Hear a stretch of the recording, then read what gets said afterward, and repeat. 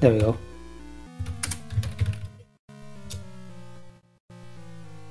We don't have game audio yet, but bear with me.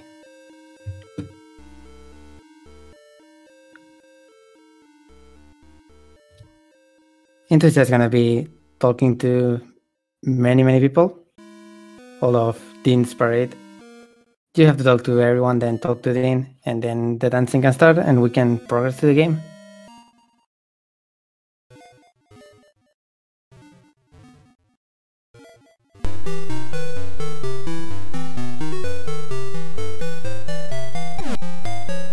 There we go.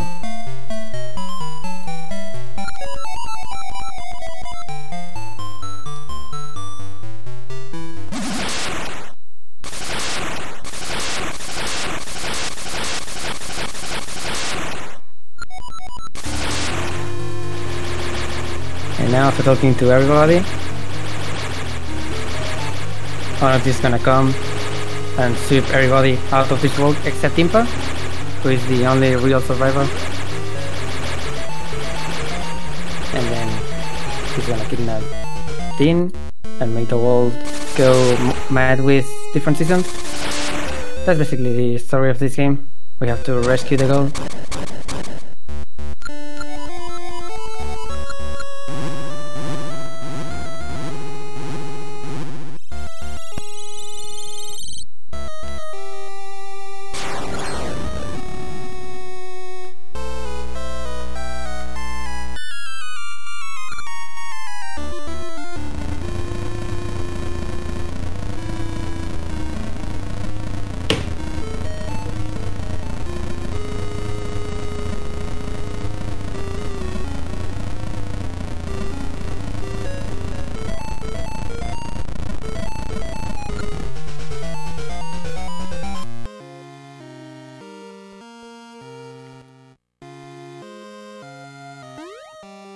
Okay, after that little intro, we're gonna wake up here and we can go and get the sword to start. Matt is gonna get a 1 or 223 intro, which is pretty amazing. He's known as one of the best mashers in the community, so that's pretty well. Normally you would get a, I want to say 225, 226 if you have decent mashing. But in this case, Mighty is a god at that, apparently. You can just get 2 extra seconds from just text mashing. Not that text mashing is that important in this game when you consider that every single A or B input is gonna make the whole text box appear. So as long as you just mash A and B as fast as possible, then everything is right.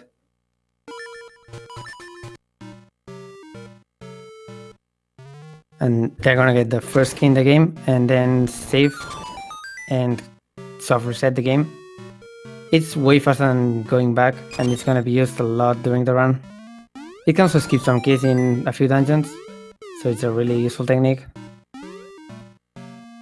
And now Mighty is gonna be the first to get the sword.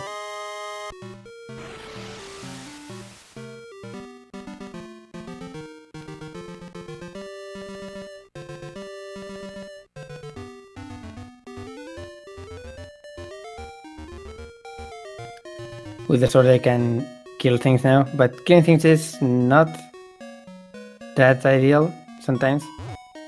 Basically because you have to stop in place when you swing the sword. So you want to not swing the sword on this part, unless you really have to. Like Vlack there with the auto rock in the way. And now we can go and meet Tree. Inferior Tree. He's a sleephead. He also gives us the key to Dungeon 1. He's also the really classic and very annoying Zelda thing, in which you have a long exposition of what you have to do and what happened and whatever. And then there's a dialogue of, do you want me to say that again? And the default option is yes, of course.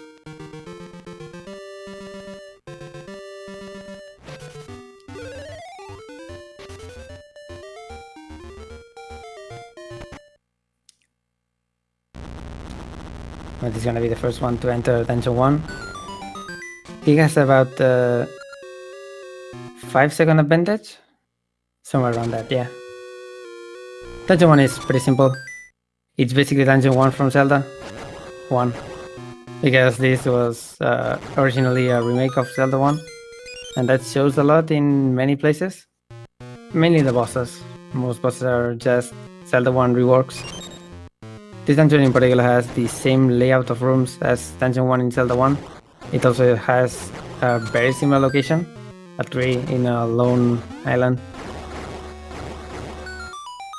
Matt is gonna be killing a lot of enemies here. This is for a manip coming up after finishing the dungeon. He wants Maple to appear, and Maple is a thing that appears after you kill, I think, 30 enemies? I don't know. She's a witch, she can drop some things, and we want her to drop something useful.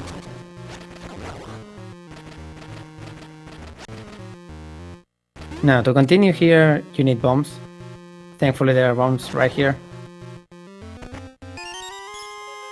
They are not really the dungeon item. You can buy bombs on the Horon Village shop, but we don't really do that. It's pretty slow.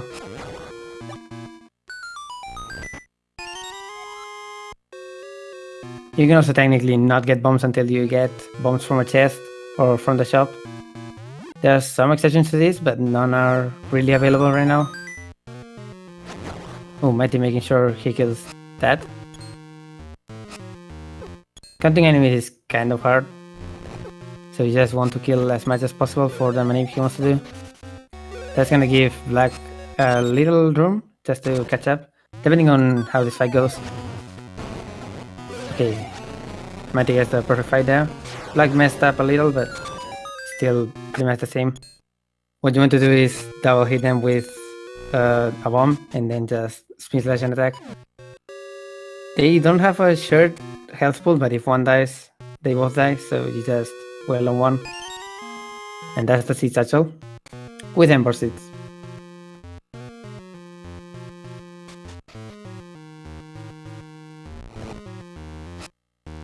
Now this is a little faster than just saving and quitting, because the portal is here, and the portal takes you right to where you need to be, rather than the start of the dungeon. Might be killing extra enemies, just to make sure. And Black is gonna catch up because of that. And Black getting way better lag in this room. So you can do this. Okay, they are both gonna hard reset here. So the RNG in this game is very easy to manipulate. It hard resets when you, or resets to a specific value of 0, probably, when you hard reset. Every frame in the intro cutscene also affects RNG, so you want to mash out of that as fast as possible, and then you can predict what RNG you have based on movement patterns of enemies, which also affect RNG, or the sound the soul slashes do. In this case, they want to manipulate this boss, so it's perfect and doesn't charge. Oh, Mighty does one unfortunate slash down, so Black is gonna finish this a little faster. Both are gonna be sub 850, so that's pretty amazing, especially considering that Mighty had to kill a lot of enemies. And now we're gonna see a big difference in routes.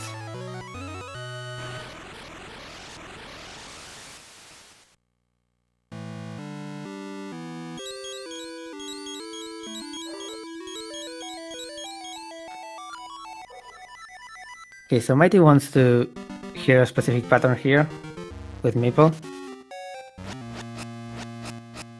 And that's it. He's gonna stand here, slash right as she goes into him.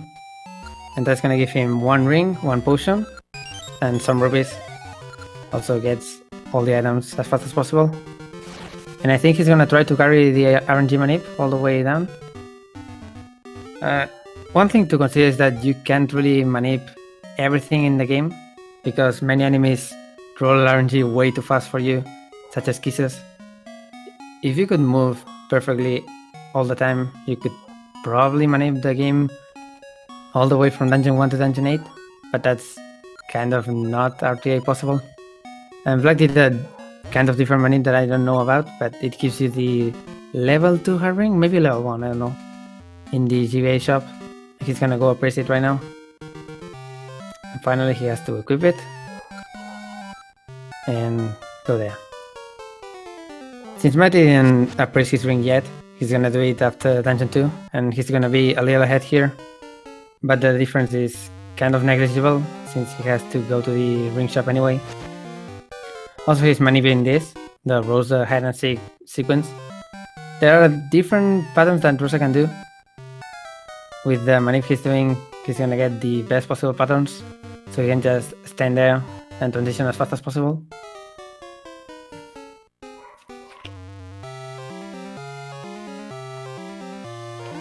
Also, for some reason, when you are on the stump or jumping off of it, you can't really get detected, so you can abuse that.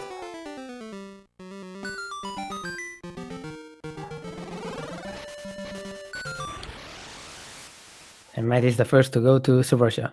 Subversia is kind of the underground of Holodrum, the world in the game.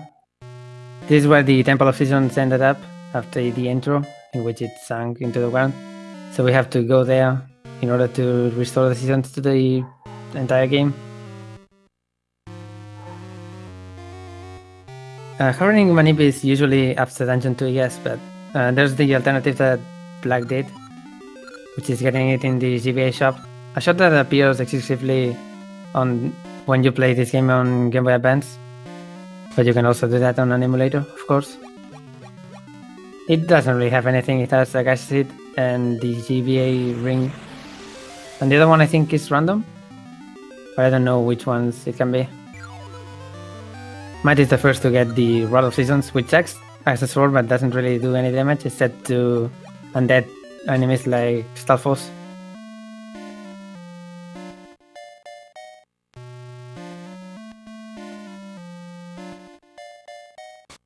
And now he's gonna go here.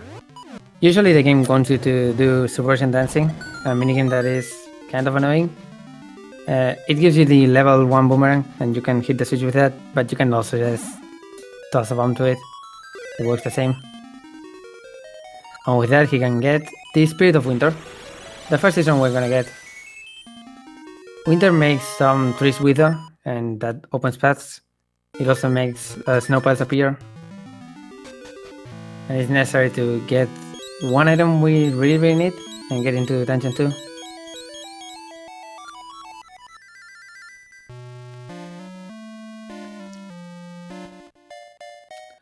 Also, kind of important to know, both runners are trying not to swing the sword, mainly because they want to maintain a low enough RNG seed in order to get it later.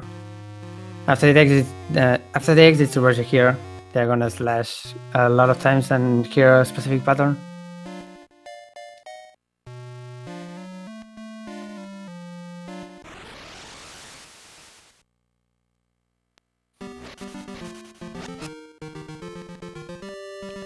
Just 2 slashes, that was pretty nice. Okay, so my team gives that. On the transition, that's a little faster than just waiting for the fade out. I guess we can call it a fade out. It's not really a... whatever. He's gonna change it to Winter. This makes him have access to this, but it also blocks the path to Dungeon 2. So in order to go there, we have to go all the way around to the Woods of Winter, which are not in winter, so we should make them winter.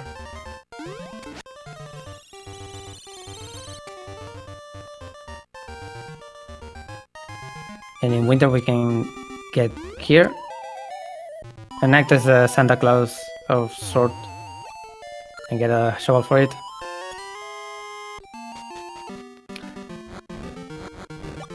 Now Mighty, that may have looked like a really weird pattern to dig for, but digging also makes RNG advance. If you dig an item, it advances RNG 2 values. If you don't, it advances it 1. So that's part of the mechanic that they're trying to do here. And here are mystery seeds. They are useless. And now we can go to Dungeon 2. Mighty's gonna open this up first, mainly to continue the manip. Everything in this manip they are trying to do, from Dungeon 1 to Dungeon 2, other than to get rings of course, it's just a means to make one specific room, or technically two specific rooms coming up, be really, really nice.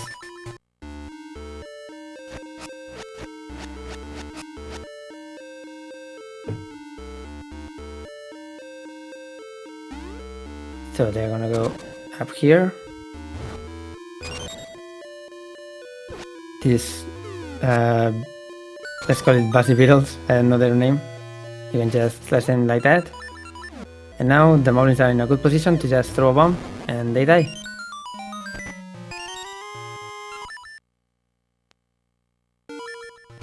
Mighty gets the manip, and let's see if Black also gets it.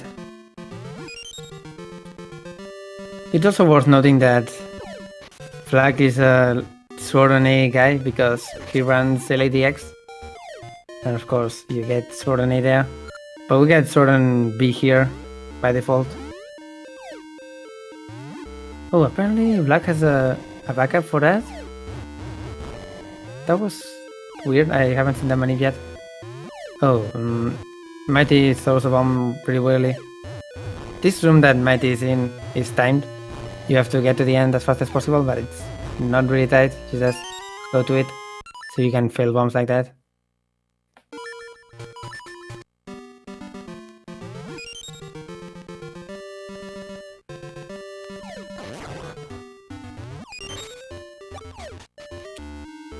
And now for this room. Hopefully none of them will have to equip sword for this. Okay, Mighty got pretty lucky with those kisses. Kisses are really bad in this game. You don't have many invisibility frames, so if you get hit once and you're in a tight space, you're probably gonna get hit twice. And in that room in particular, you can lose a lot of health though to those enemies. It's also kind of the reason that continuing the manip through all of Dungeon 2 is impossible, because kisses roll RNG way too fast to control.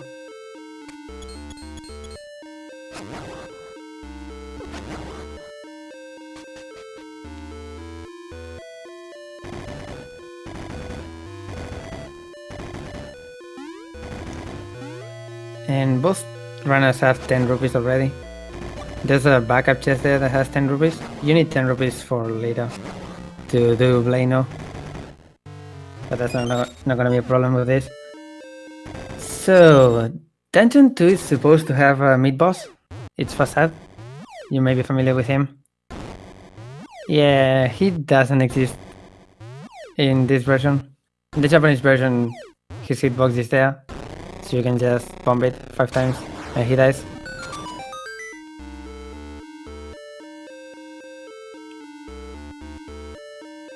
That mid-boss can be a pretty big RNG point, and we're gonna see it at the end of the run. So it's pretty nice that we can skip it in this version. But if you play Rando or any other version that isn't Japanese, you have to kill this guy. You can also kind of style on him, make him appear at the end, or do the thing that Black did, just dropping it on the spot rather than throwing them. Doesn't really matter, he's not gonna fight back. Here's the boss key. And now Mighty is ready to go. They did a little high five, but Black has to go around to get this key.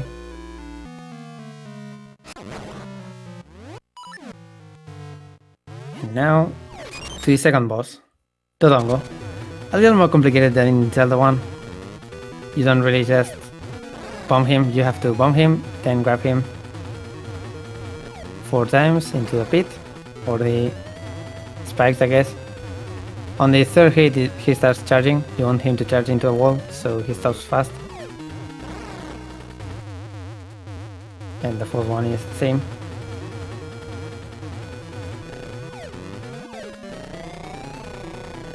Pretty good fight from Mighty. That's 2 essences. We can get going.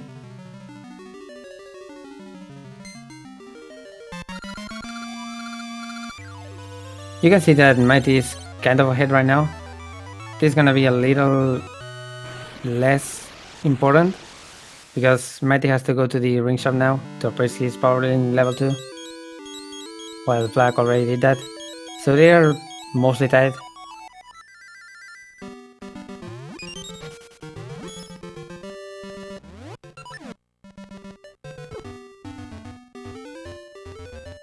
First thing is making Winter to this area so we can walk past the water.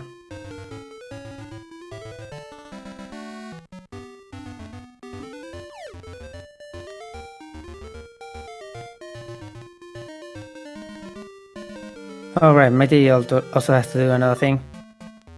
There are many seed trees in this game. If you visit the seed tree screen, you can warp to it later with gilded seeds, but they haven't done it yet, so they have to do it here. This tree is really important later, so it's important to get it. And now Mighty is gonna press his power ring level 2 and save it. Power ring level 2, since I didn't explain any rings, so there are many rings in this game. Most of them are useless, most of them are kind of gimmicky. Power ring level 2 is pretty useless. It makes you have +2 damage in every hit, but it also makes you take half heart of damage for every hit you take. So you can use it in many bosses to make the fights really easy and really fast, but it's also kind of risky to have it all the time. So Mighty is gonna menu and equip it at some points. Flag is not gonna take out his level 1, I think it was level 1, it's probably level 1. His level 1 heart ring, which makes it so he gets a few hearts for walking. It makes the run kind of safer and also faster, assuming you don't have to stop for hearts. Oh, and that's Blino. You punch him and he gives you punching gloves.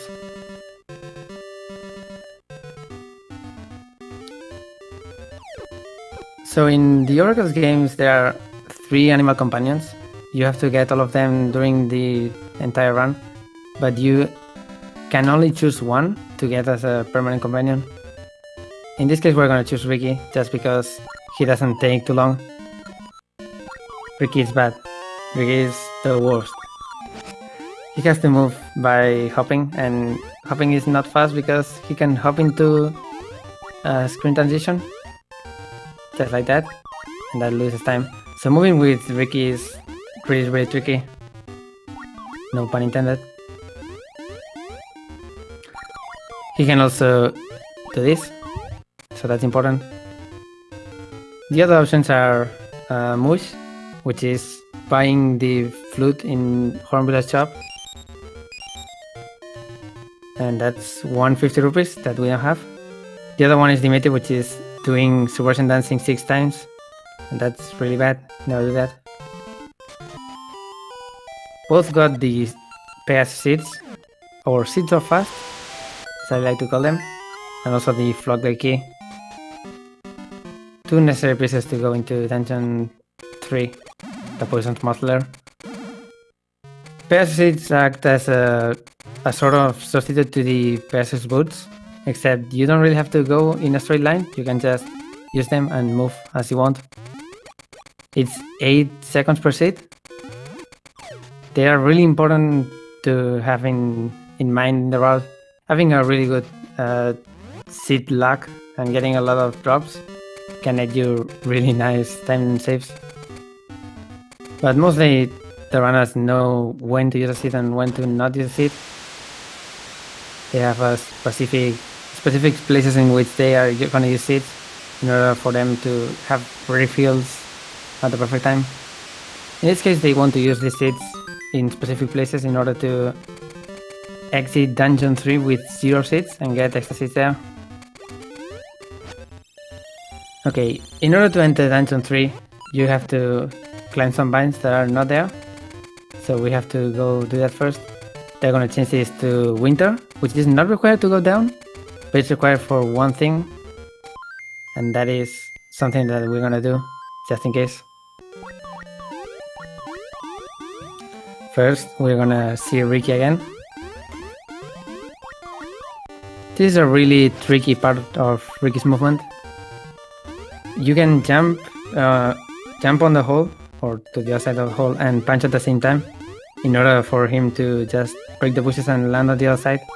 It's really hard to do on the spot, so runners usually just make Ricky go to the very edge of the hole and then just jump and punch at the same time. Also, they got the square jewel. There are 4 jewels that are near to enter dungeon 6, and that one is conveniently in the way, so why not?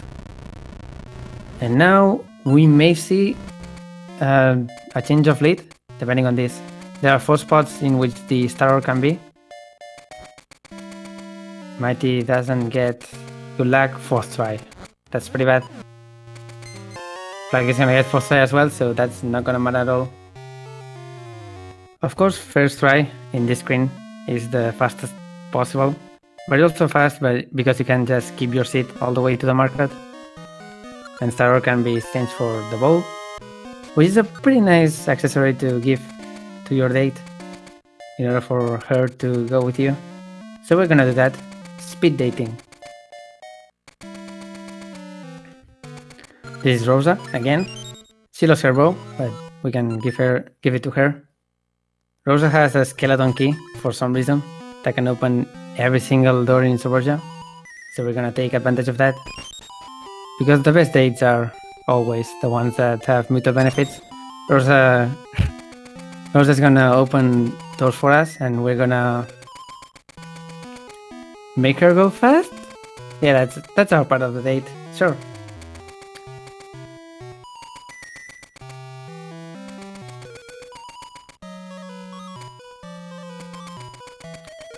Don't question it. Rosa really likes being with Link. There's nothing wrong here. She loves going to ancient ruins and getting samurai hit, which is needed to enter a dungeon, of course. It's always part of the date.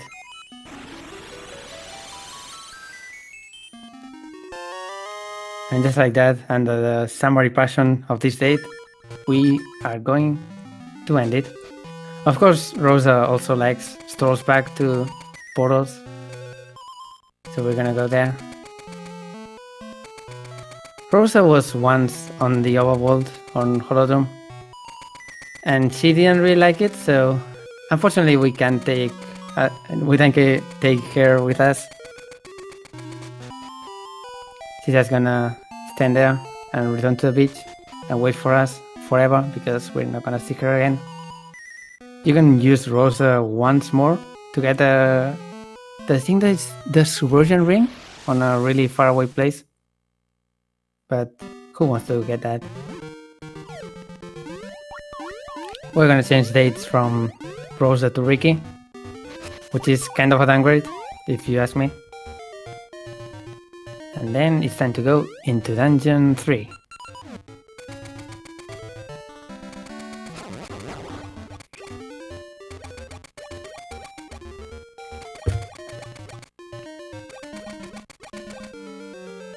Matt is gonna be the first one to enter Dungeon 3. He's probably gonna be the first one to exit because Dungeon 3 with Power Ring level 2 is very, very fast. But we'll see. First of all, these are spike beetles. You're supposed to have a shield, but you can also shovel the ground and they flip and then you kill them. It's something that you don't really know about unless you speedrun this or watch races or any speedrun rather. But hey, you can do that.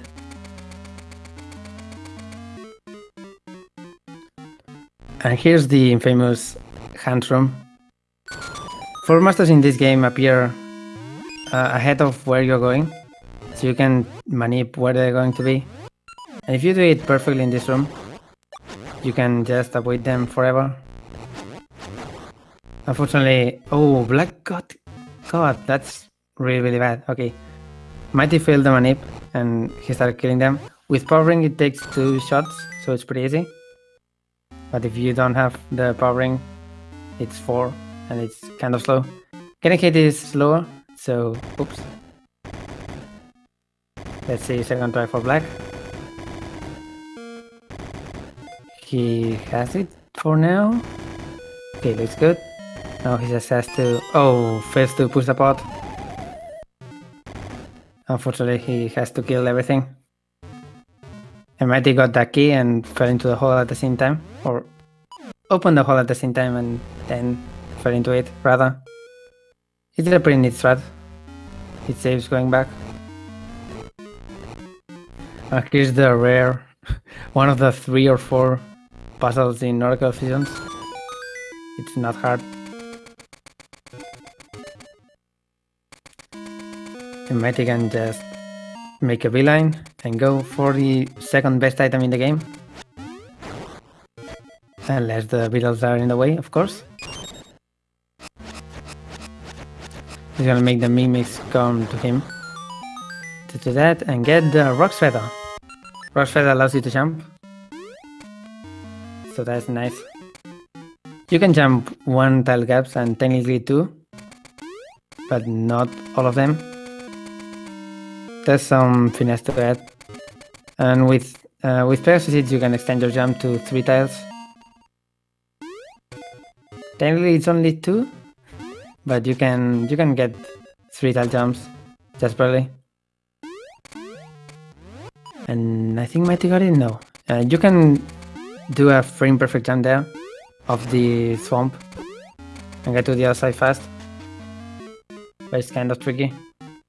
Also, both of these guys have Feather on B and Sword on A. This is suboptimal, and this stream is now cursed. I'm sorry. You always want a Feather on A and Sword on B. Any other placement is completely suboptimal. And now all the way here, just for a key. Black doesn't get the jump, but didn't try to buffer it. So that's way harder in that case. He's also gonna save one of his seeds here because he had to use one to get back to the hunt room.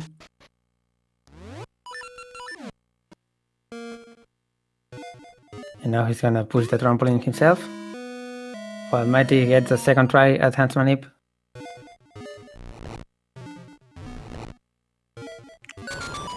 For now he gets it. Esta guy appear there, and there, and there. Just one more. He takes it easy. And gets it. Pretty nice. Now Black is gonna go back, use one seed to do that. Gets the perfect jump.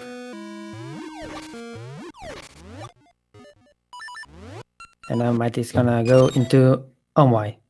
I'm not gonna do any Squid or Kid jokes. I'm just gonna say that Omwai with Power Ring is really nice because he takes 2 hits rather than 4.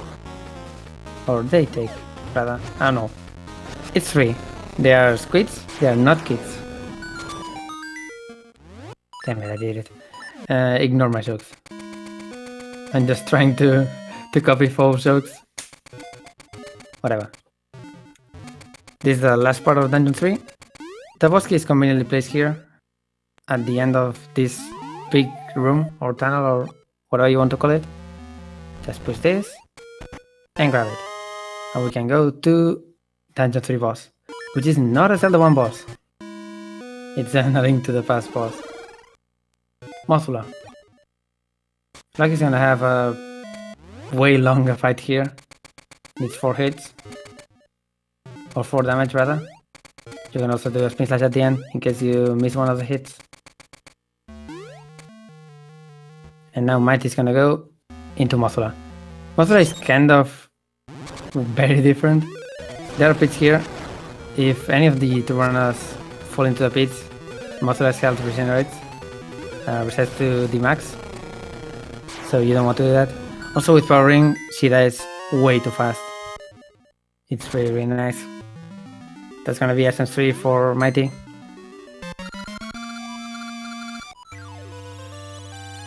Black is just on his way for Mothula.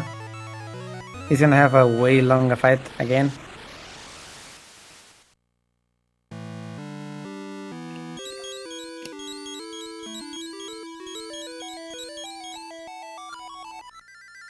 So they both used all of their seeds, and that's pretty important because they are gonna get a full refill here, since the PSC tree is right here. I see 5 from black. Most of that spins on the perfect place.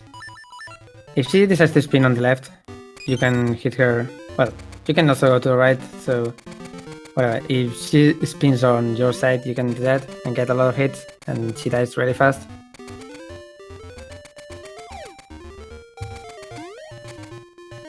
And that is 3 for black. About a minute of difference. There's a lot of things that can affect the rest of the round, so we can't really call any difference right now.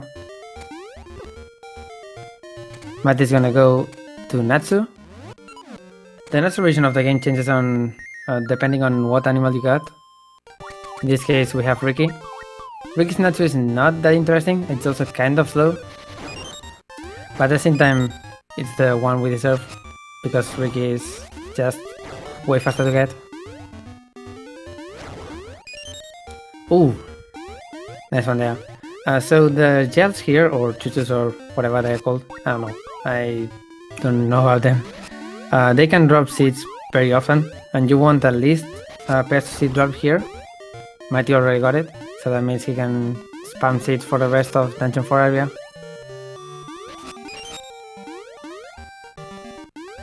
Ideally they also want a sand seed drop.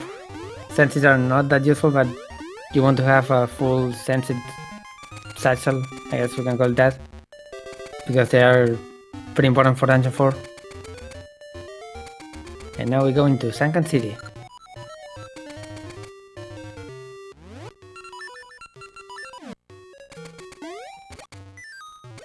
Matt is gonna put the Ricky's flute all the way on the corner of the inventory, just so he doesn't equip it by accident, I guess.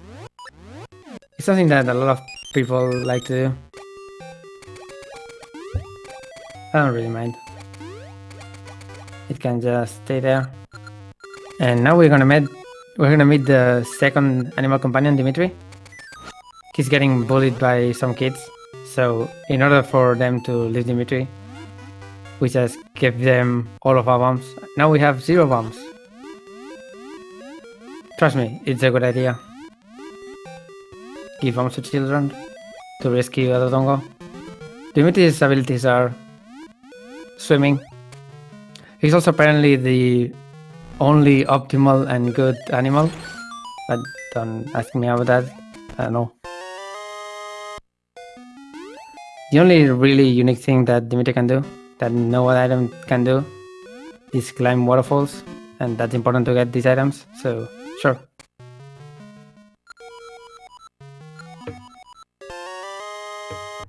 And now Dimitri is useless, because we have the Dimitri shoes, also known as flippers. Flippers allow you to swim and also dive. Dimitri can dive, so objectively better. And by diving we can go to Cuckoo Mountain, which is right around here. Mighty didn't go for the damage boost. You can swim a little slow and get a damage boost from the chip there. It's a little faster.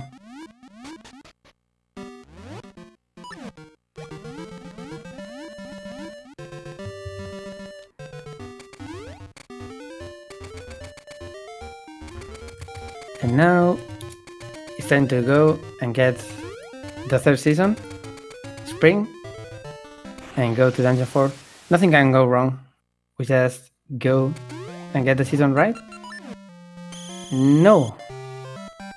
2 subversions just appear, take your feather, give you the best weapon in the game, and you're off. In order to get your feather back, which is a pretty important item, you have to play a little game of hide and seek, which is a little horror scholar. So enjoy the music, enjoy them just never seeing Link. Truly the best part of the game. You can dig here for hearts or just to entertain yourself, but whatever. Every runner has a different way to pass time here. Sometimes people dig up things, sometimes people just stand there. In this case, I know Mighty really love to commentate this or how each one of them moves. But it's not that interesting. They just tool around for a while, and eventually they go out and you advance, and at the end you have the shovel. Or the... well, you have the shovel, but you get your feather back. Unfortunately, the feather is gonna take the slot of the full sword, the item we got for the feather. Full sword is actually the best item in the game. If you play the Oracle Seasons randomizer, you will love it because it can two-shot some bosses and one-shot basically every normal enemy. Unfortunately, you can't keep it. And finally, the course is broken. We can dig up the feather and go.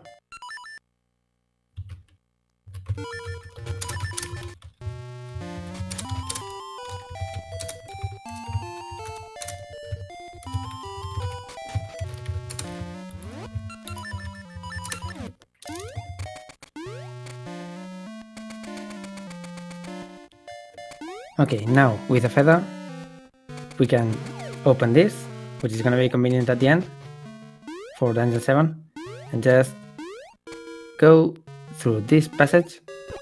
Oh, Mighty doesn't get the frame perfect trick. You can do a very tight jump in order to get to that.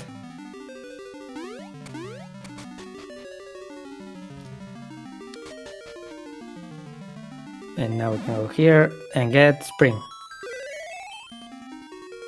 In Spring, there are basically two things that happen, which are kind of uninteresting. It's one of the less interesting seasons in my opinion. Flowers that were usually just stone become tangible? How would you call it? You can break them, whatever. And most importantly, the big flowers that you can see in some places like Let It Down become available. Those are called blast blooms, and they shoot you upwards. They are really nice, and they are needed to get to Dungeon 4, so of course we need that. But before that, we have to do something else. We have to get the best animal companion in the game, and for that we first do Cuckoo Clip, which is basically a corner clip. You can clip 1 pixel, I think 2 in some cases, I don't know, 1 pixel into that place and grab the cuckoo from the other side. In LADX, that glitch is also present, but it's completely broken. You can do a lot of things with it. In this game, it's not that impressive. You can optimize movement by doing it at some points, but other than that, that's the only real use. And here we have it, Mush. Mush is a bear. He can fly, he can butt stomp, and he's the best animal companion. If you don't like Mush, get out of this chat. If you like Dimitri, you can stay. If you like Ricky, I'm sorry. I'm very sorry for your taste. Also, pretty important to know, both runners had to give all of their bombs to the kids in order to get Dimitri. So they want to get at least 1 bomb drop. I think Black got it, but Mighty didn't. It's important because the first thing we have to do in Dungeon 4 requires bombs. Oh, and entering that cave, just so they can do that. Mighty gets the bombs, nice. Both runners won't be needing to get the extra chest. Not getting bombs is not a big deal in terms of completing the game because there's a chest right there at the start of Dungeon 4 that has 10 bombs, but it's not ideal. Yeah, Aces uses Dimitri, mainly because his animal area is way faster, and we can easily manip rupees to get his flute. Unfortunately, you cannot get Mush in Aces unless in the good route, because we skip one of Mush's phases, and that makes him soft lock, and you can't never get it. You can talk to him, you can rescue him, you can do anything. It's unfortunate, but it's a price to pay.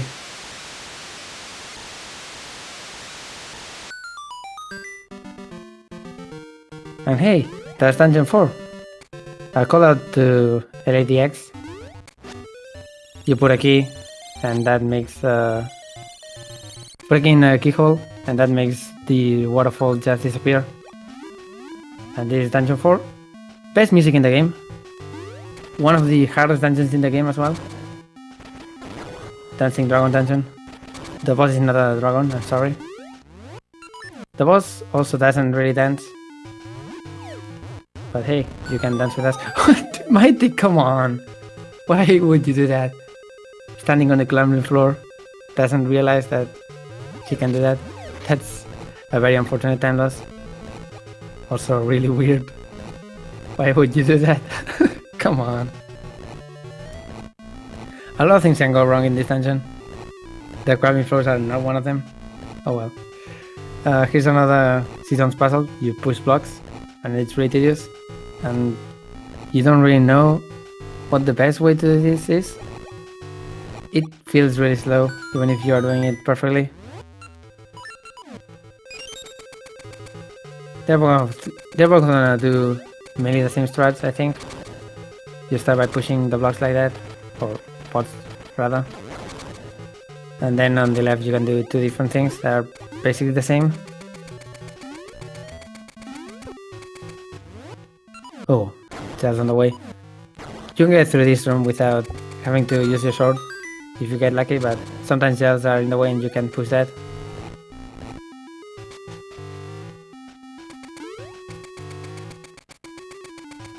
Oh, nice. Really slick on that. Usually people just jump over the wizard there as he's materializing, but not this time. Also, shoutouts to Mega Man, because this game was made by Capcom, not Nintendo. So we have those. I don't know their proper name, but they are a Mega Man thing. And now Mighty has gotten the 2 keys on that side. He can go to the second part of the dungeon. There are a lot of keys in this dungeon, and forgetting any of them is really bad. Here's a corner jump that is not that complicated, just hold up left.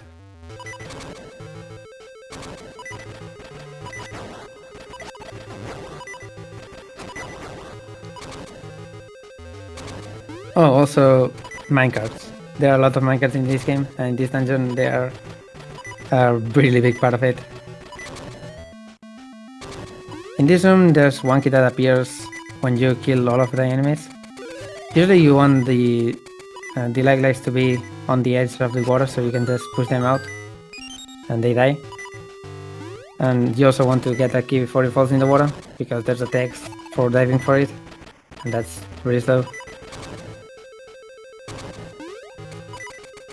And now Mighty has 4 seeds, which is pretty nice, because you can get extra seeds here.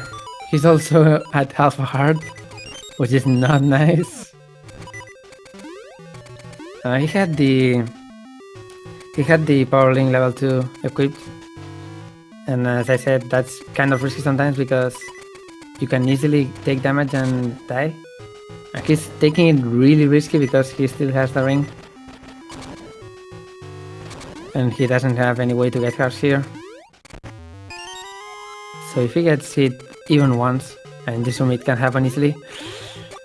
Okay. I forgot about the potion again. Okay, so the Power Ring level 2 manip gives you an extra potion, so you have 1 revive when you die.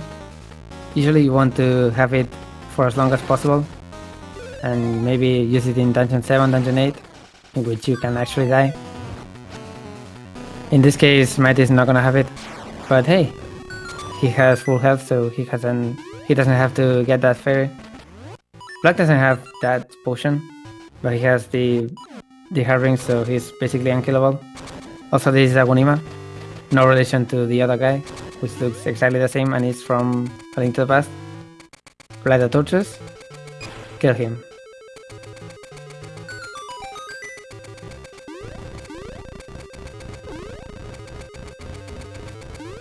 And slingshot. The dungeon, whoa, tongue twister. the dungeon item in the game, in this dungeon rather, I'm bad. It lets you shoot seeds, and that's cool, I guess. There's another slingshot later that shoots 3 seeds instead of 1, but it's basically inferior in any other way, and we don't really get it because we skip it.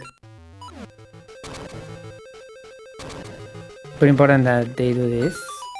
Light the torches and save and quit when the chest appears. You can do it really fast, it doesn't really matter. As long as the smoke is on screen, it means that you got the chest. And now hit those switches. Kissers can be in the way and that's annoying, but not this time. And now we'll see if Mighty goes for the jump. This jump is really bad. It's really hard and he gets it. Buffering it at least, but sure. If you don't get that jump, you have to go all the way around. And sometimes kisses are in the way, so that jump is completely impossible. Not this time.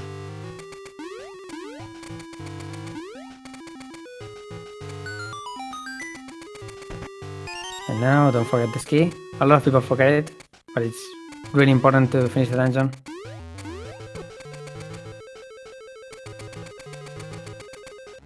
Black also gets the very hard trick, or very hard jump rather. And now we go here. So Mighty has the kill seeds with the slingshot now. Kill seeds are really nice because they insta-kill anything. They basically make them not be in the map. So they can be used with these really bad wish ropes that take a lot of hits. Doesn't get a double or anything, but sure. At least they did. Also gets really lucky in the hearts. You can farm hearts there. And it works. Incoming, very hard jump. He's gonna try to buffer it. Okay. So you can hold any item out of a menu, and that makes it so it's used on the first possible frame. In this case, you can use that in order to go past that. Oh, unfortunately gets hit. Not having a sword here is kind of risky for that. Usually the ideal equips are not having a sword, so you have to jump over the kisses, and sometimes that happens. Black also has the jump, I think buffered as well. And this is Goma. There are 2 ways to kill Goma. You can destroy her claw, and then she gets very erratic, and it's really hard to hit her. Or you can just do this. There's 1 pixel in which you can hit her eye. So you can just shoot that. Matt is having a really tense fight. If he gets grabbed here, that's bad. Also, Goma doesn't take damage from many seeds except Send and Ember seeds, so it's the only reason we get Send seeds. And thanks to that fight, Black has caught up basically. He got a perfect fight, and Mighty not quite. But oh well, they also got it, that's what matters.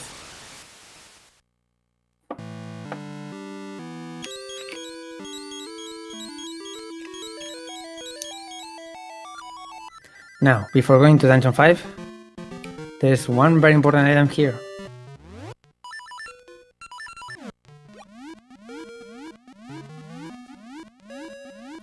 Oh, they are really close now.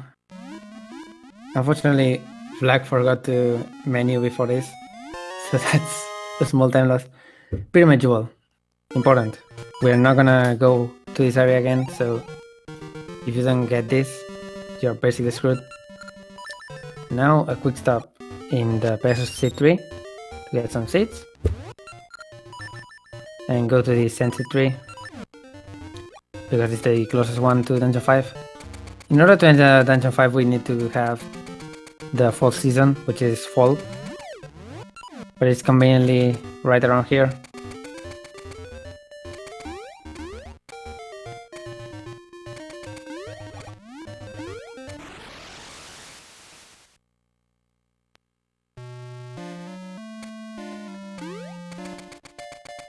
This is a pretty cool part of the game. There are a lot of pretty cool jumps, and seeing it in action and without any fails is pretty nice. Thankfully we'll have no fails, rather. I don't know. All of this to get the bomb flower and reset. The bomb flower is a pretty nice piece of suppression technology. Black, come on. This is not even hard, Black, come on. It's a pretty nice piece of suppression technology. It lets you blow up things, but blow up things selectively. As in, blow up rocks, but don't blow up Link, don't blow up subversions, don't blow up ancient ruins. And that's convenient because there are some pretty inconvenient rocks right in front of the fall tower. And we can use the bomb flower to just blow it up. Shoutouts to the bomb flower in Aces, which blows a way bigger rock, but also doesn't kill the guy who is inside it. It's also way more annoying to get. You have to go through the great Moblin fight, and that's not nice.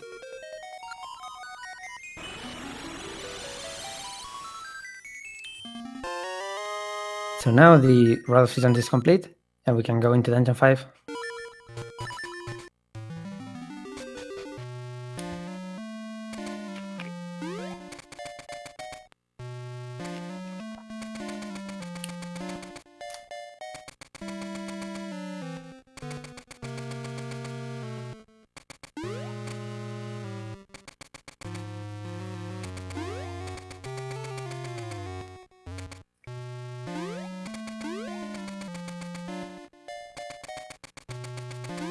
Oh right, in fall, two things happen. Some holes get clogged up by leaves and you can walk over them. We're not gonna see that in the run. The other thing that happens is that mushrooms that were normally stone become ripened and you can grab them. And that's pretty important to get to Dungeon 5 because there are mushrooms in the way. There's a pretty specific property to those mushrooms in which you can only hold or have one of them on the screen at a time. So they are gonna throw one of them off screen and that lets them just grab another one. And this is Dungeon 5. Unicorn's Cave. No unicorns here. It's also not a cave. Technically. Sorry for the disappointment. Other than unicorns, we will have a lot of minecarts. This dungeon is very minecart and key heavy. You have to get a lot of keys and go through these many things. But it also has one of the coolest items in the entire Zelda series. We're gonna get it right away. It's the first thing in the dungeon because there are many things that we can't do without it. I'm just gonna try to damage boost through this. It takes up a heart, but it's worth it. Just get to the other side. And now he's gonna hopefully not get bullied. He didn't, nice. A little bullied at the end, but that's okay. Big hats are really mean and they stand on your way. So that's Magic Glove. Magic Glove has a polarity between north and south and you can attract or repel things or yourself. It's very cool and you can do things like this. Yeah, you can fall in holes with it. That's stuff. There we go.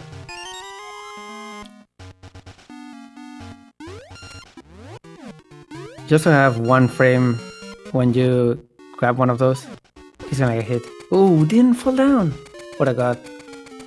There's one frame when you are attached to those things in which you can jump. You can just buffer it by pausing or opening the map. And then just pressing and maintaining the feather. It's a pretty out of the way thing. There are 4 armors. You have to kill them in a specific order and then remember that order. In this case it was down, up, down. That makes you get a key. If you fail the sequence you have to... Well, they all turn into antivirus and you have to go out of the room and then retry. Like it's gonna do this part again. He's very close to dying, but he also has the hard ring, so he can just walk around for a while and get free health. Meanwhile, Mighty is gonna come all the way here to kill this guy and move this block. Pretty important, it makes a ball appear that is needed to finish. And Black dies! Oh, that's terrible. He also had a seed drop there. That's gonna cost a lot of time. This is one really out of the way room. He doesn't want to use any seeds for it.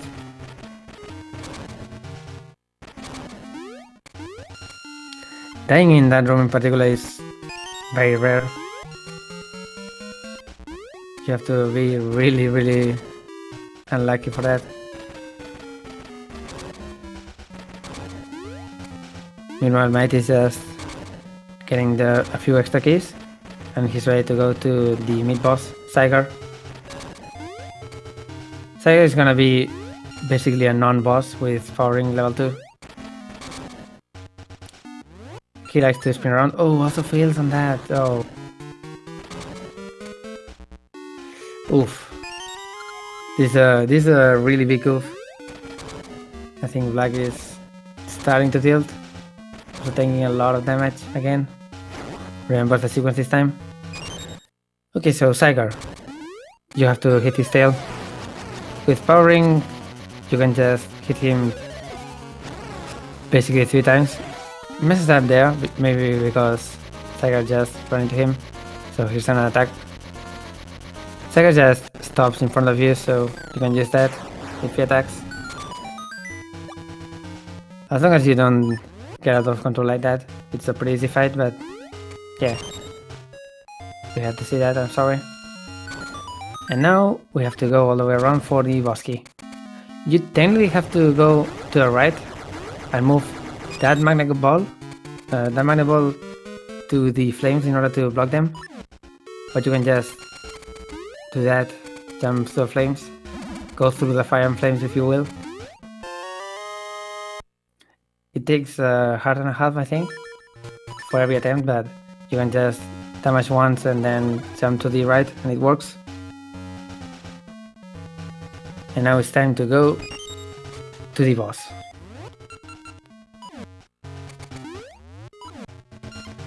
Now before some extra fancy jumping. Money Glove has a lot of fancy jumps in this dungeon, and we'll have some later. Oh, many kisses in the way. That's pretty bad. Okay, Dungeon 5 boss is not a unicorn, as I said. It's Dig Dogger. You don't really have to play a flute this time to kill him. Instead, you move this magnet ball until you hit him 4 times. That makes mini Dig Doggers appear. And you can kill them by hitting them or just running over them with the magnet ball. You can one-cycle this, but Mighty got really unfortunate on the buttons. Some people are also opting with Power Ring to just slash them a few times. I don't know if it's faster, but they don't die in one hit, so that's okay. 5 essences. Meanwhile, Black is gonna go into Saigar. We're gonna see a way longer fight here. He can probably 3-cycle here, but he got one of the longest attacks, so oops. There we go, 3-cycle.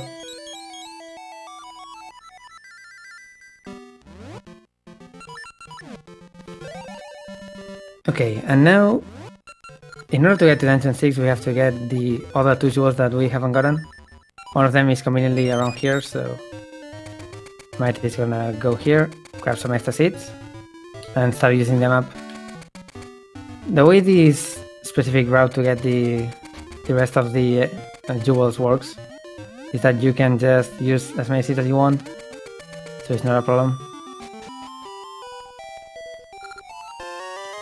That's the round jewel. You need to beat Dungeon 5 in order to get this jewel.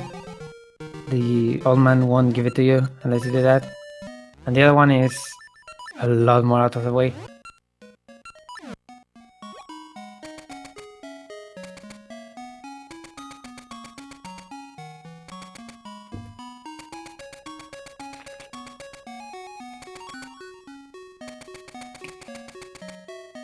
So here's the only use that Mr. Sheets have, other than getting hints, but you don't really need hints for a speedrun. They have a random effect, so they're just gonna... Oh, first try, nice. You can get the Ember Seed, so just shoot that. And you shoot the question mark that makes the hardest boss in the game appear, the Black Beast. And the beast is dead. Also drops the seed, nice. But Mighty doesn't get it. And that's the X jewel. It is the fourth jewel. And the way this route works is that he's gonna go down, up, and hey, seeds. Okay, so the 4 jewels have a mystery. There's something going on with them. Can you spot it, chat? What does this mean? What are these strange shapes? What do they mean? These treasures of a long gone past.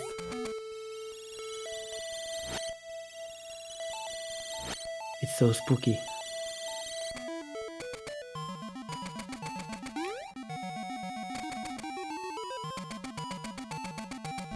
Okay, jokes aside, Black finishes Dungeon 5 now. I think his Digdor was not that great, which is unfortunate.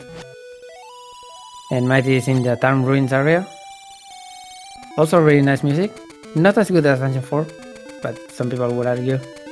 This is a pretty nice puzzle part of the game. You have to use every season to your advantage. Every season except Spring, actually. You don't really use Spring in this part. But whatever. And now we can go into Lost Woods. So, funny story. There is a trade sequence in this game in order to get the level 2 sword, the noble sword.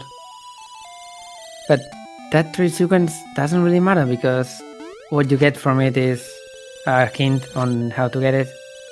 It's a deck of cards that tells you the specific path you have to do, which is go to the left here and go through the seasons from coldest to hottest, which is winter, fall, spring, then summer.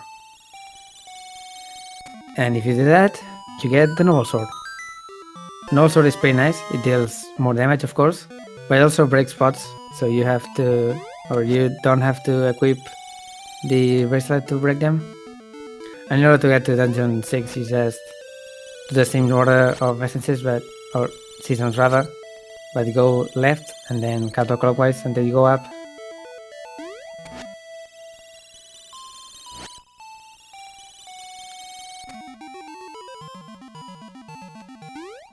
Black is just gonna enter Town Ruins now. One thing to notice that with Power Ring level 2, it's technically faster to skip the Noble Sword, since you do Noble Sword damage with normal sword. But it also makes the run a little harder. So grabbing the level 2 sword is kind of the usual choice for every runner, no matter what ring they use.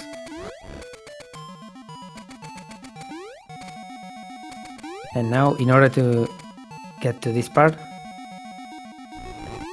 you have to push this, hopefully not be destroyed by the Volunteer Guard. Okay, he's being nice now. And get on the Blast Bloom and go up.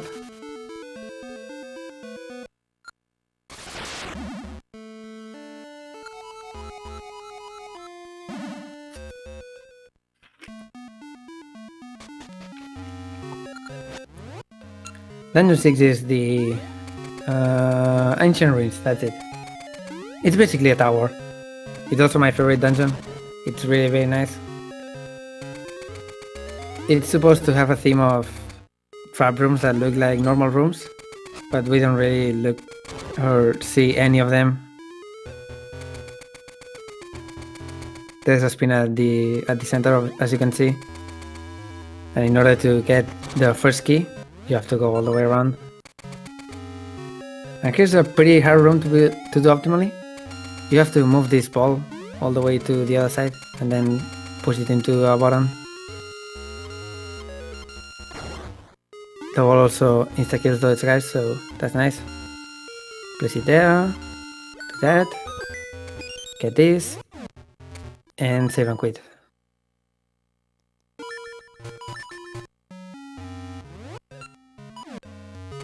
And now with the key we can go up the dungeon and get the... Ooh, excuse me. Get the dungeon item.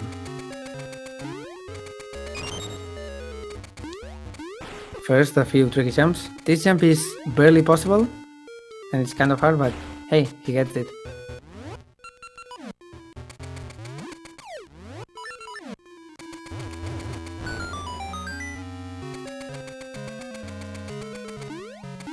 And now, trying to avoid that, he's gonna shovel these guys into the pit. Or most of them. Just so they don't really bother you. I personally like to just kill them with kill seeds and slingshot here, but no one else does that. So I guess I'm a hipster. And now he's gonna equip this, just so the item automatically equips to his hand. He gets the level 2 boomerang. Magic boomerang is very nice, it kills armors for some weird reason. It can also be controlled by your mind. Hold down the button and move up or down to change the trajectory. Up or down, or you know what I mean. Just change it, whatever. And now Mike is gonna fall down. Pretty important part of this, falling down here and then not dying on the rest of the dungeon. Because doing this is gonna let you skip that key block there on the right, so you don't have to get one extra key. Avoids every rope there, but then gets destroyed by the last one. Okay, with the level 2 boomerang you can just go to the last part of the dungeon, which is around here. It's another ascension up, but you have the boomerang and you can hit things.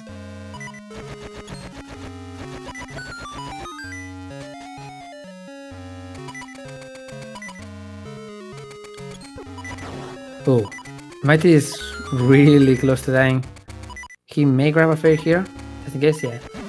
You can boomerang the anti-fairies and get a fairy for it.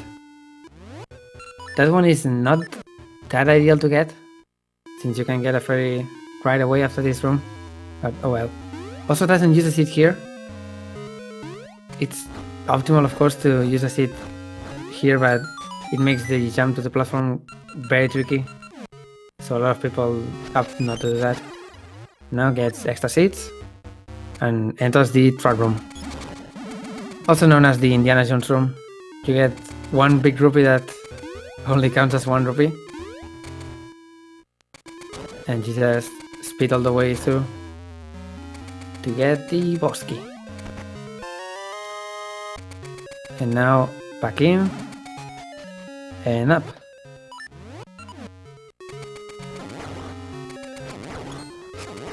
They're gonna equip the power ring and go up. We're closing in on the mid-boss of this dungeon, and power ring makes it more bearable than it is, so it's pretty important that he has it. Just grab one extra key here,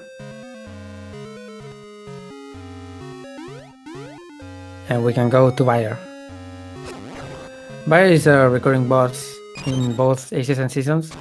In ages he's very annoying and he fights in a way bigger room, but he can also be RNG manic, so it's kind of easy.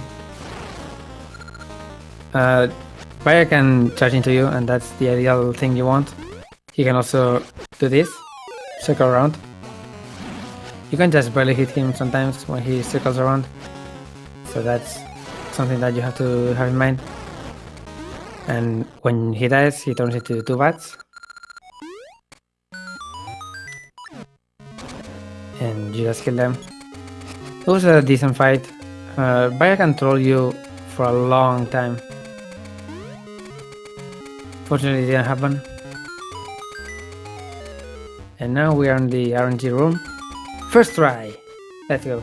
There's a 50-50 chance of getting that button or the other.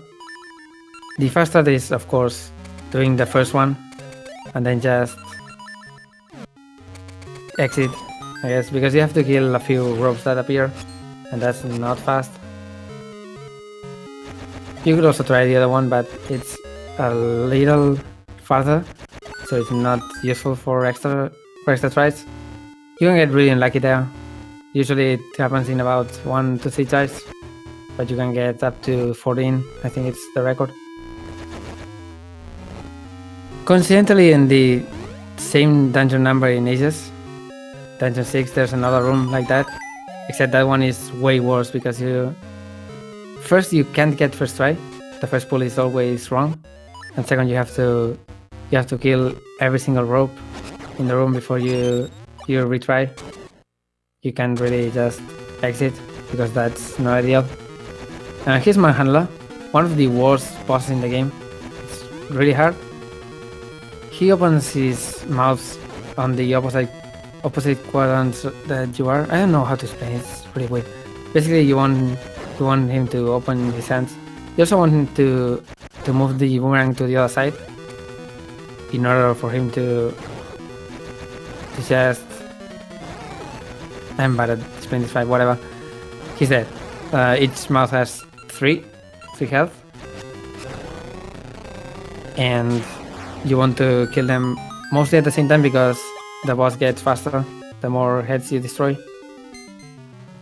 And at the end you just hit his main body 3 times. And then 1 time with the sword. It's a very hard boss to explain, and also a very hard boss to play. Black also gets first try. I also got a pretty decent buy, I think, but he's a little behind.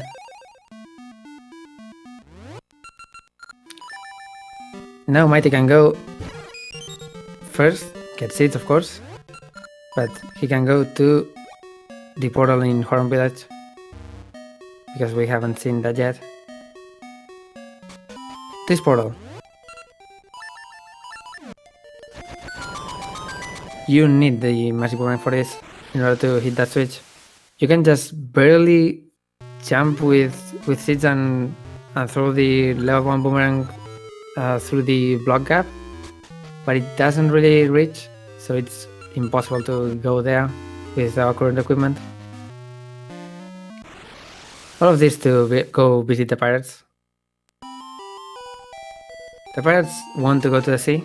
They have been stranded in Russia for a while, so that's not nice, but to do that they need their trusty bell, and that bell is not there. We have to go get it. And it's here in the Samasa Desert, which is conveniently blocked by one of the pirates.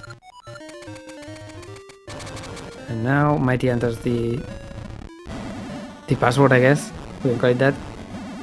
It's not hard to remember, but I don't know where the hint is. I think it's in one of the books in that pirate house, but whatever. Talk to this guy. This is gonna make a skull appear, and that skull is gonna tell us where the bell is. There are 4 different sandpits that can have the bell. It's completely RNG, so hopefully Mighty will get first try. I know Black has pushed now, right now before the race, for a manip that has first try Rusty Bell and then extends to Dungeon 7. Oh, Mighty gets 4th try, unfortunately. So if Black does that manip really fast, he can save a few seconds.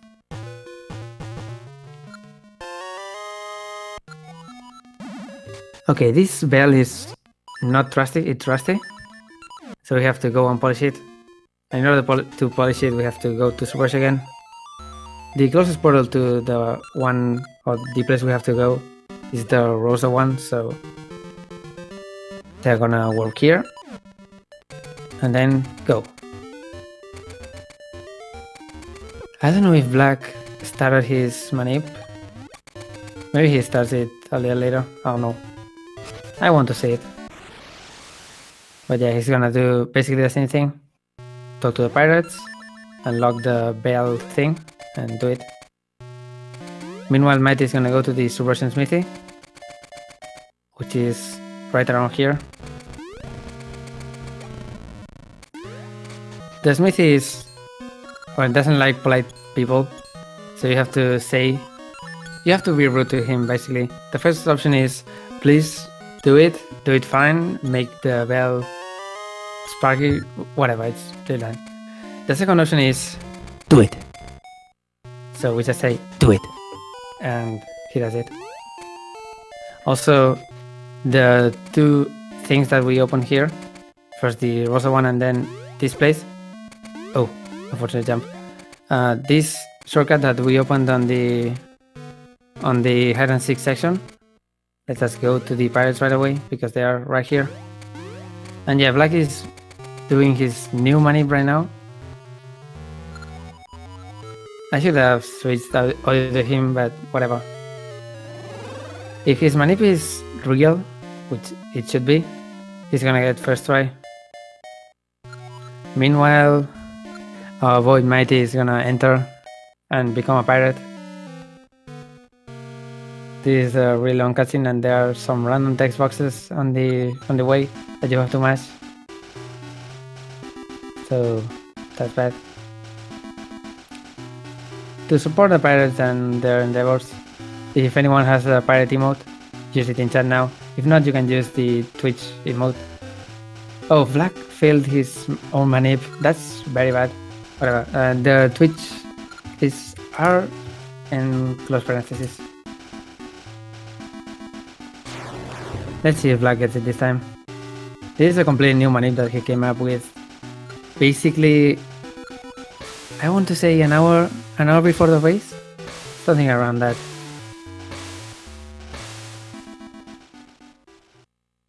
It's basically just to get first try on the Rusty Bell. Well, the pirates are very clumsy. They don't really like the sea apparently. They have been on land for so long that they get seasick, even if they don't have stomachs to get seasick with. Even the captain is gonna do so. So they are gonna just park their ship on a convenient spot and let us get to Dungeon 7. Also, for all you Zelda lore fans, this pirate is actually the lover of Queen Ambi in Oracle of Ages. And this pirate actually appear in Ages in form of a much smaller ship, but bigger on the inside, basically a TARDIS. Okay, Mighty is gonna come here. You are supposed to go out of your way and change the season of this area to summer in order to get to Dungeon 7, but you can just barely make that jump.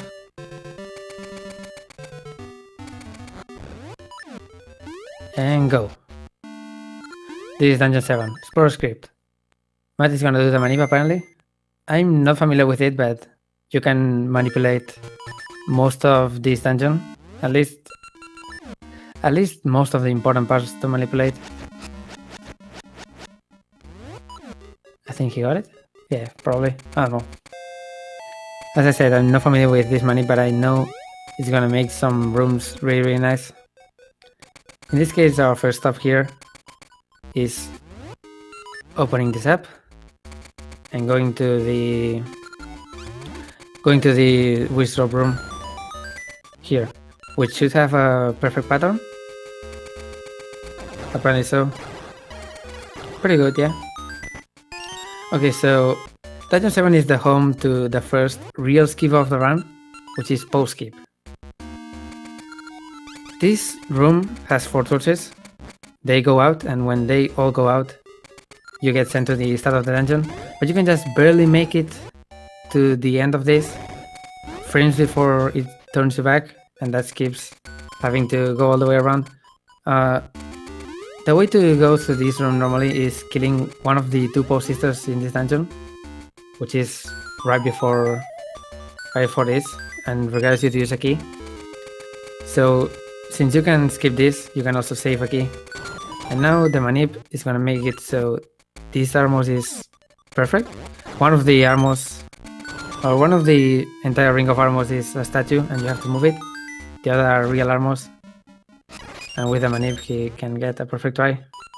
Also, Black is also doing pirate casting now, so more pirates please. It's important. It gives good luck.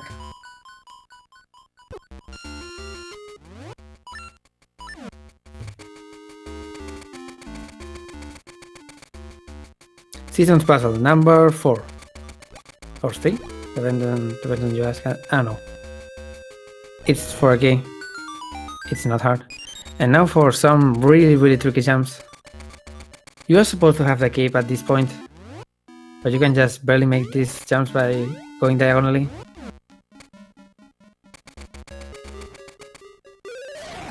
And now for the Magonese room.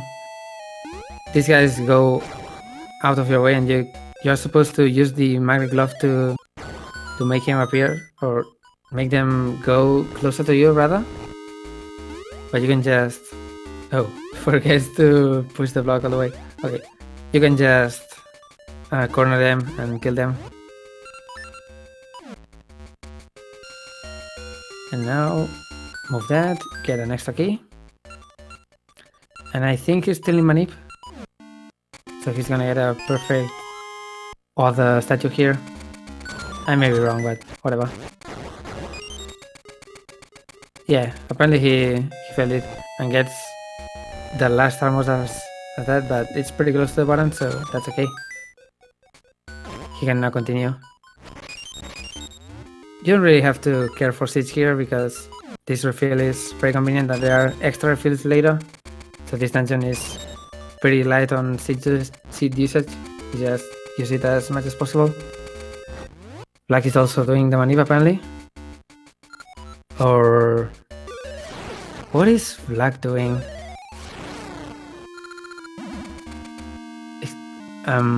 Whatever. Mighty kills the second post sister technically first, because this room is just like the first torch room, in which the torches go out, but you can swim fast enough to get to the other side. And now for a pretty fancy jump, but for this, go to the other side, skip going all the way around for this puzzle, and make this barely possible jump to go up. Kill these two guys.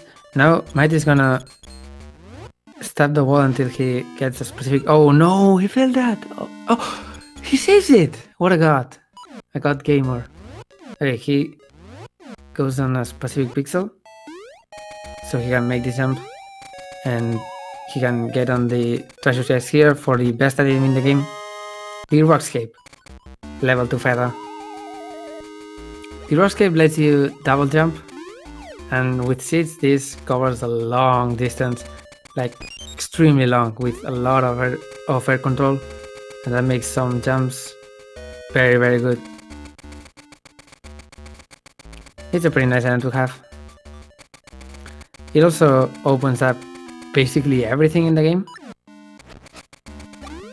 So if you ever play the randomizer, which you should, it's really fun. Having cape is always the best thing. Oh, Mighty doesn't make that jump and falls down. What are you doing, Mighty? I think... Okay, he's trying to make this jump to get some extra seeds, which are here. I don't know why he didn't get them first, but that was kind of weird. And now he has to fight the two post sisters. This time there are 4 torches that they are gonna try to make go out. You have to kill both of them before the torches go out. It can be tricky sometimes, but it's not that big of a deal. It's not a hard mini-boss. The important part of the mini-boss really is that now he has a way to go back here in case he dies, which is very important in case you do post-skip. Because doing post-skip and dying before getting there basically means that you don't get any real way to go back and you have to do post-skip again. Also, in case you don't do post-skip, you have to go around in that room to get an extra key. In this case we have the key, so just go to the end.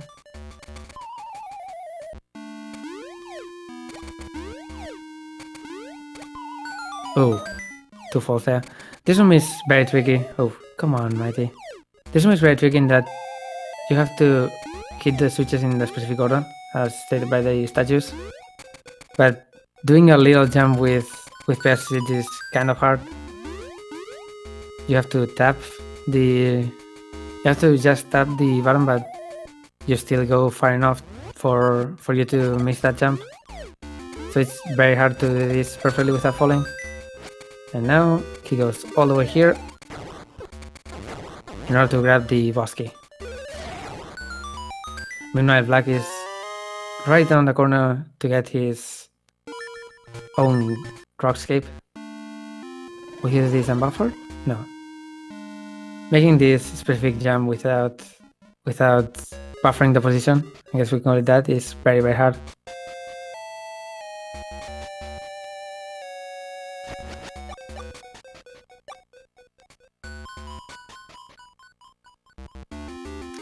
And now Mighty can go and beat the Dungeon 7 boss. Another Zelda 1 boss, Gleeok, except this time it's way nicer. His heads have little health, and there are not that many of them. When you kill the heads, the body becomes sentient and tries to attack you.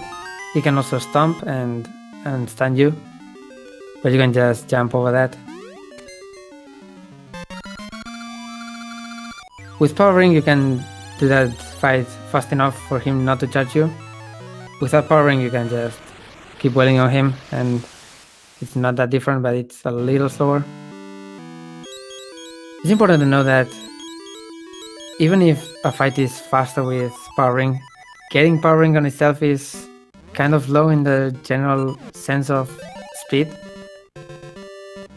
So it evens out mostly.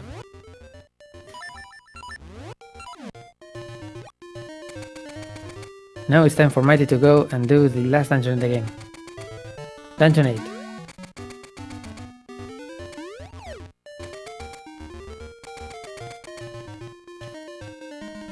Dungeon 8 is in the only area we haven't been to in the overworld, Temple Remains. Temple Remains is basically the place in which the Temple of Seasons was before sinking into the ground. First of all, you have to technically change the season here to autumn, or fall rather, for my NA people. But you can just make this zigzag jump. It's very tricky, but it's possible. If not, in fall this would be covered in leaves and you can just go all the way around. Then you have to change back to winter.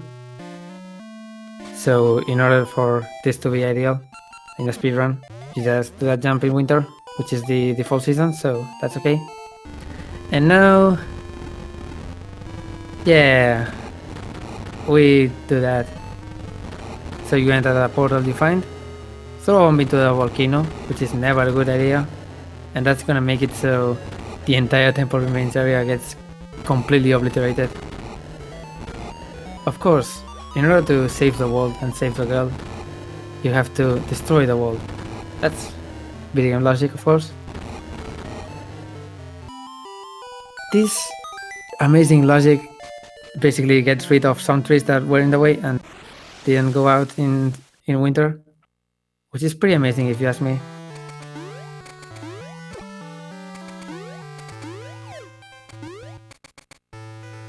Black gets his 7th essence now. He's gonna be quite a bit behind, but in Dungeon 8 we have the Great Equalizer, so it's not a big deal.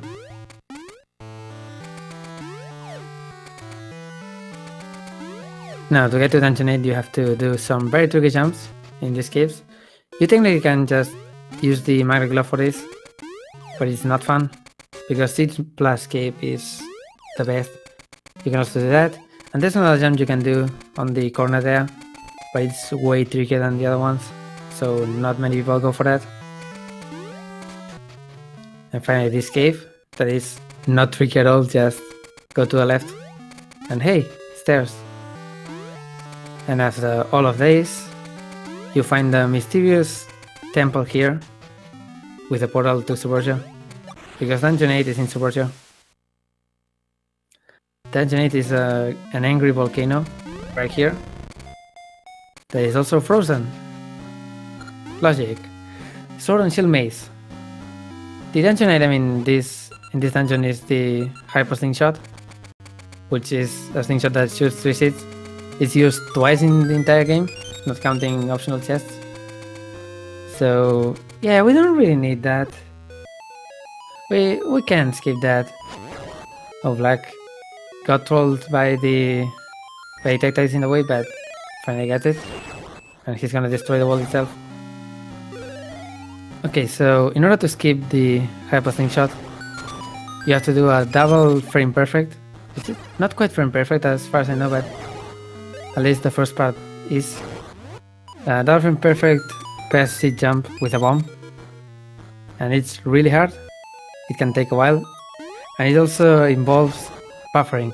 Buffering in this game is very bad because the normal menu, the pause, has a random 1 to 3 frames fade out, and the only consistent way to buffer as far as fade out goes is the save and quit menu. But you still have to wait for a specific amount of frames and then do it again in order to get 1 frame buffers. And that's really hard.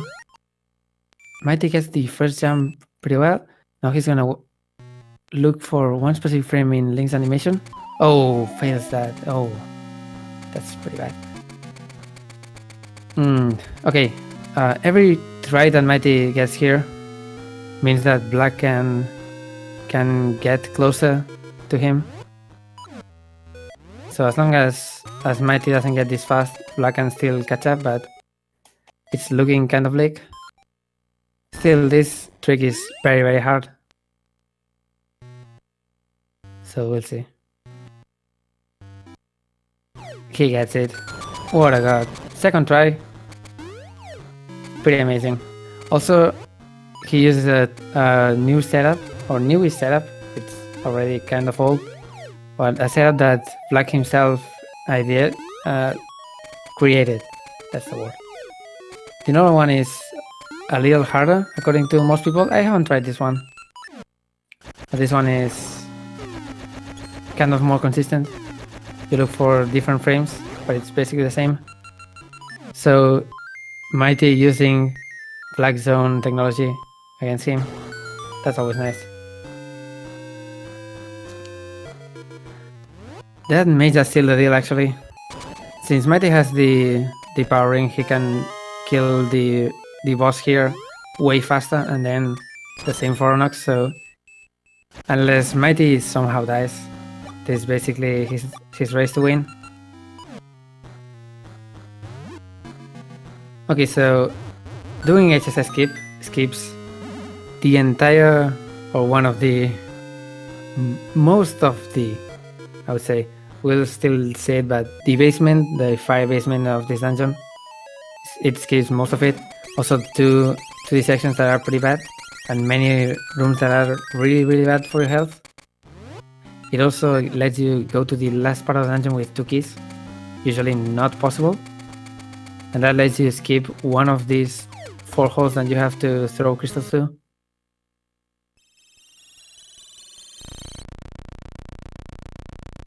So all in all, it saves about 4.5 minutes to 5 minutes.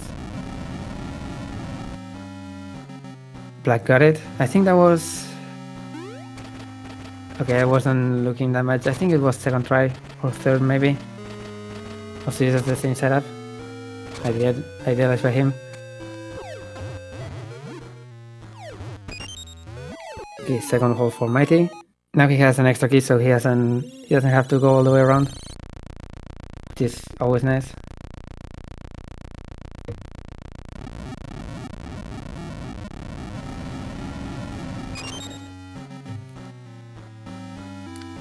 They both have a lot of shit as well. Getting HSS skip with the first possible tries makes it so you have a lot more seeds for this part and makes it generally faster, so it saves even more time. Also, take in mind that I said 4.5 minutes. That's assuming you don't get trolled by Dungeon 8, which is very, very possible.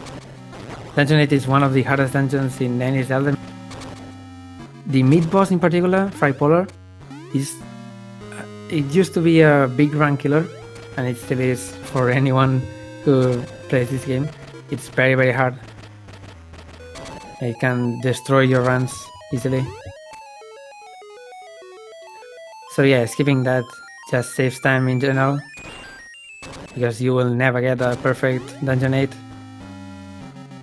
Very fancy strat there, but there are two guys in the way, so Mighty will have to kill them. And now Mighty has completed everything. Oh, Black forgets about one of the holes? What happened? What happened? Didn't he throw the crystal to the thing? That was really weird. Okay, whatever. They also need to have at least 5 bombs.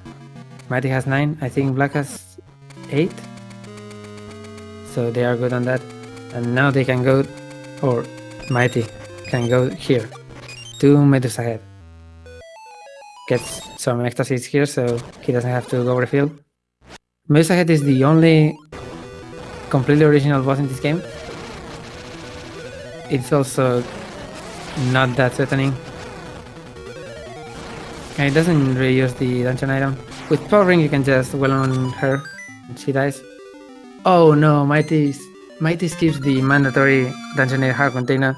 So unfortunately we have to give the win to Black, because that heart container is 100% required in order to finish this game. Oh, Black forgets about the minecart. Oh, that's really... This is just piling more and more time loss. Okay, so the... Oh no, I think Black gave up. Yep. Oh no. Black has forfeited from the race, officially.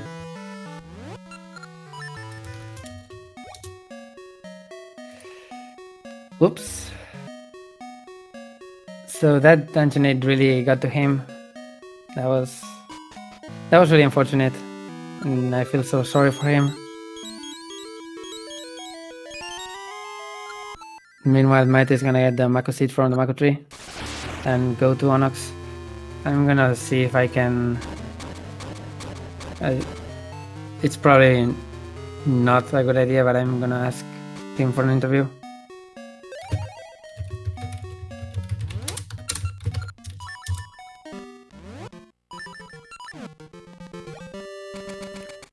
Well, that means that Black is out at 7th, and Mighty is gonna continue on the tournament to face, I think, Sagas next week, or whatever. We don't really have a week to speak of right now. In this last parts of the tournament, we just go with it.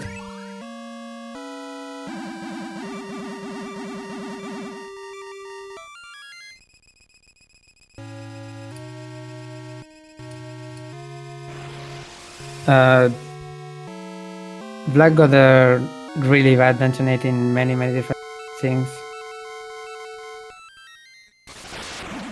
So he decided just to give up. Probably figured out that Mighty is probably ahead.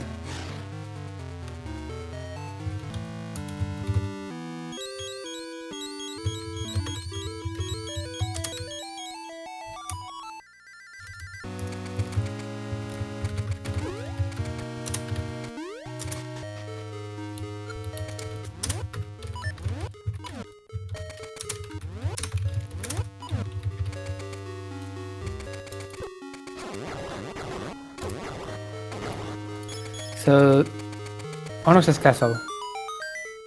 There are 3 rooms. The first one is Witch Robes. The second one is a few Darkness and 3 Handmasters, or whatever they're called. I don't know about between Wall Masters and Floor Masters. I don't really know about whatever. The third one is Facade. This time we have to beat him fair and square, no cheating. Thankfully, he will be nice to us. Nope. This is the worst attack he can get. It's speeds. He just wastes his time. So Mighty is done with that. He can go to Onox.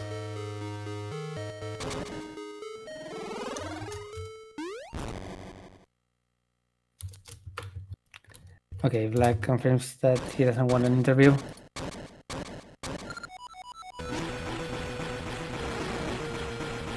Onox phase 1.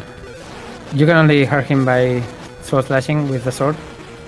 With powering he takes quite a bit less hits, but in this phase he calls up not Nairudin as a mid shield, or Rupee shield rather.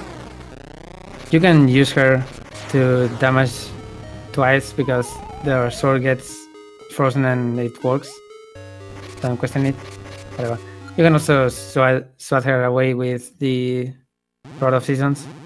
And now we have Sigma, Dragon Onox, Dr. Onox, or Dronox for friends.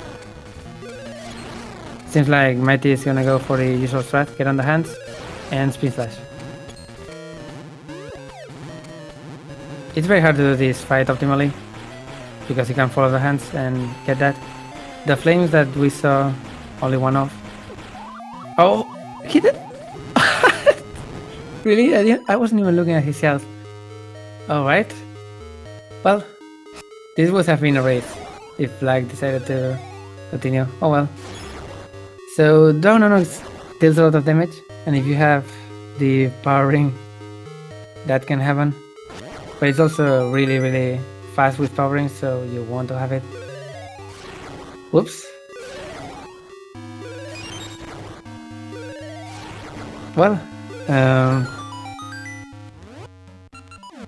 that was truly a race. That's for sure. Hey, here's Facade. Do you like Facade? No one likes Facade. Three bombs on that attack. And Mighty doesn't have any more bombs because he didn't pick them up. You can pick up bombs before Onox as a safety measure in case you die. But of course Mighty didn't want to do that. You have to wait for this attack in order to get bombs, which can take a while. But now he's dead. And he's gonna get the second try. Grabs bombs this time, just in case. Okay, his normal Onox was kind of unfortunate. Didn't quite go as expected, so hopefully this time it will be alright.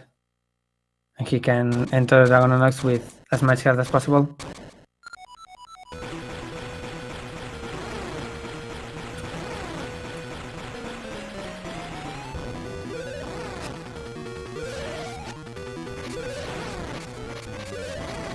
Pretty good so far for Mighty now. Now he just needs 2 perfect hits, or 2 double hits with Tin. Not quite getting the first one. There we go, and just one more. Enters with 4 hearts, which is not ideal. Let's see if he gets a stun lock. Shout out to the Onox or Dronox stun lock. You can actually just jump between the hands and slash him at the perfect timing, and he will never do anything. But it's very tricky, also very heavy on your hands. So usually you just want to do that. Oh, doesn't quite get it that time. And he's gonna do balls again. This attack is impossible to dodge. So hopefully he won't die again to this. Okay, very good. And now he just needs 1 slam. And he should be able to get enough hits. There we go. That's it, GG.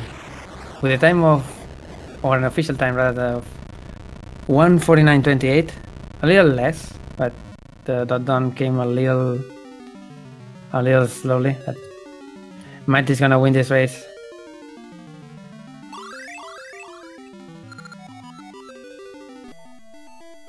He saves Solodrum, he saves Tin, he gets the girl, and he should get an interview.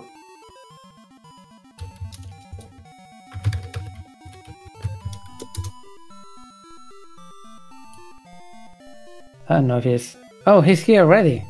Hello. What a good guy. Congrats, Mighty, on that win. You. A little unfortunate, unfortunately. Oh. You saw. Well, you don't know what happened, so I'm just gonna tell you right away. So Vlack was not toe-to-toe with you, but he got a really good SSS skip. But then the rest of the 8 was not kind to him, and he decided to forfeit. Oh no. It was really heartbreaking to see. But, seeing as you died to Dronox anyway, I think he could have won if you continued. But yeah. he didn't. Oh well. How are you feeling about that run?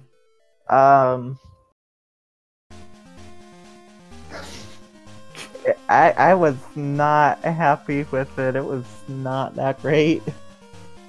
My hands were shaking the entire time. Oof. Nothing really went that wrong. Nah, nothing went too wrong. Other than the death at the end, it was pretty good for a race run. Yeah. Most of the things anyway. I forgot I took so much damage with Power Ring. It happens. I thought I could tank more, but then no. Turns out I can't.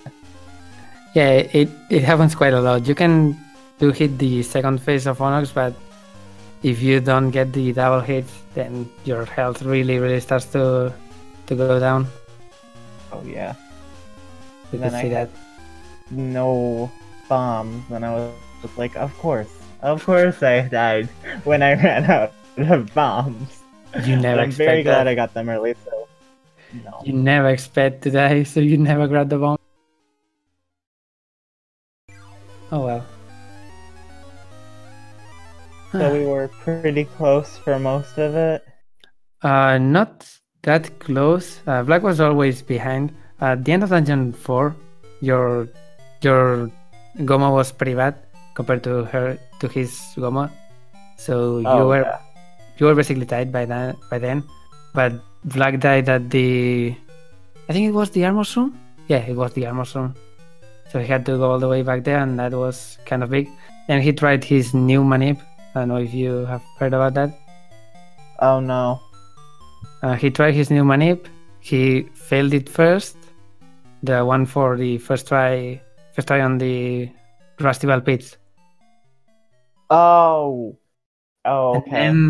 And then he went to Dungeon 7 and just slashed for a while, like 10 seconds, which I think was his attempt at a manip. It was kind of surreal. It happens.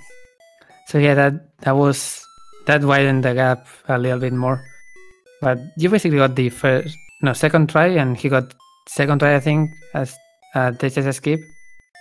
Oh, nice. So there was no difference there. And yeah, if we continued, not with the things that happened, it's kind of hard to just, I don't know. That Dungeon 8 was bad. You can watch that back and you'll see why he decided to forfeit. I heard that he died or something. No, he didn't die. He died at the end, but because he just gave up and forfeited and let the Stalfos in that room just kill him. It was a lot more unfortunate. Oh no. Enough about the past. How are you feeling about your next matchup against Sagas? Sagas, you're gonna beat me. You said exactly the same about this race. Yeah, true. But Sagas has a much better time, so I'm going in fully. I don't know. I believe in you. You can eliminate another LAD. We have to continue with the Oracle's domination. But yeah, that was a fun race. I had fun, except for being nervous the entire time. It's alright. It was still a really great match, despite the the really unfortunate forfeit. Oh yeah, I thought it would be. We have similar PB times, so I assume it would just be. Okay, I'm looking forward into the tournament. The next scheduled match, I don't know if we will have any extra things between that, is next Sunday, so it's still a ways off. Next Sunday we'll have Phenomenon versus Kudo at 1 p.m. EDT. That's another elimination match, but I think it's for 5th, probably. Oh no. It's the losers bracket. Yep. Yeah. Just like that one. On the winner side, you forgot about that, or? I always forget about that. I'm sorry. On the winner side, we have Bamboo versus Dragon. That is not scheduled yet, but it's winners finals, and it's gonna be a best of 3. So look forward to that. Other than that, I think we're done here. Okay. Anything else you want to say? No. But thank you all for watching. You are all wonderful and amazing people. Thank you, Vlack, for the fun race. All right. If he's watching, we'll see you for the next matchup. Bye-bye. Bye.